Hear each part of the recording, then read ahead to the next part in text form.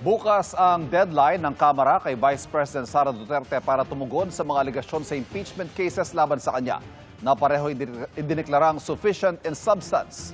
Pero ayon mismo sa bise, hintay na lang kung magsusumiti sila o hindi. Nakatutok si Mav Gonzalez. Sa gitna ng mga impeachment complaint laban sa kanya, dumalo si Vice President Sara Duterte sa isang exhibit sa Davao City kahapon bilang bahagi ng 90th anniversary ng Office of the Vice President. Tampok dito ang kasaysayan ng OVP. Sa kanyang talumpati, nagbiro ang bise. This exhibit and the book, first in line, are the permanent records of 14 leaders who held the Republic together. They were not 14 lang kasi yung hindi pa tapos yung pinaka-15. Hindi natin alam kung ma-impeach siya o hindi. Hindi pa tapos ang kwento niya. Kasama sa event si dating Pangulo at ngayoy Pampanga 2nd District Representative Gloria Macapagal Arroyo na naging vice-presidente mula 1998 hanggang 2001. Sa kanyang talumpati, sinabi ni Arroyo, 4 na beses din siyang dumaan sa impeachment proceedings, kaya meron na siyang insight sa naturang proseso. Hindi raw ito dapat maging personal o political theater sa demokratikong bansa. At mahalaga na ang nangunguna sa proceedings ay mahinahon, patas at tapat sa batas. Speaker Boyd has said that the hearings on the impeachment complaints will be tackled fairly. The eyes of the Filipino nation are upon us in Congress. I urge my fellow congressmen to do so in the spirit described by Speaker Boyd.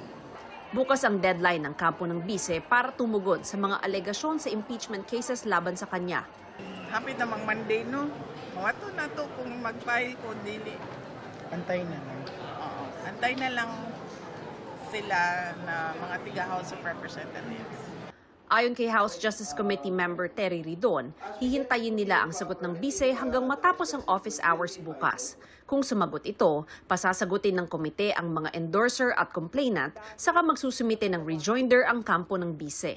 In the event po that she does not respond by Monday, the process will be shortened, abbreviated. So, ibig sabihin, I think as early as the final weeks of this month, pwede po nga mag-proceed na po to a determination of sufficiency in grounds, and we can proceed to yung hearing properly. Target ng komite na simulan ang pagdinig sa April 8. Maaaring ipasampi na rin aniya ng komite ang income tax returns, bank returns at business records ng bise at asawa niyang si Atty. Mans Carpio dahil sa aniyay 50 million pesos na gap o kaibahan ng sweldo ng bise sa gobyerno at kanyang idineklarang net worth. The proceedings in the impeachment will in fact provide the opportunity to the Vice President to actually explain that particular 50 million gap. Sinusubukan pa namin kunin ang panig ng bise at ni Carpio kaugnay rito pero wala pa silang tugon sa ngayon. Dagdag ni Ridon, pinag-aaralan din kung i-reject ang entry of appearance ni na Atty. Michael Poa at Atty. Reynold Monsayak bilang mga abogado ng bise dahil sa posible aniyang conflict of interest. Ngayon ko lang narinig na yung respondent ay hindi pinapayagan kung sino ang kanyang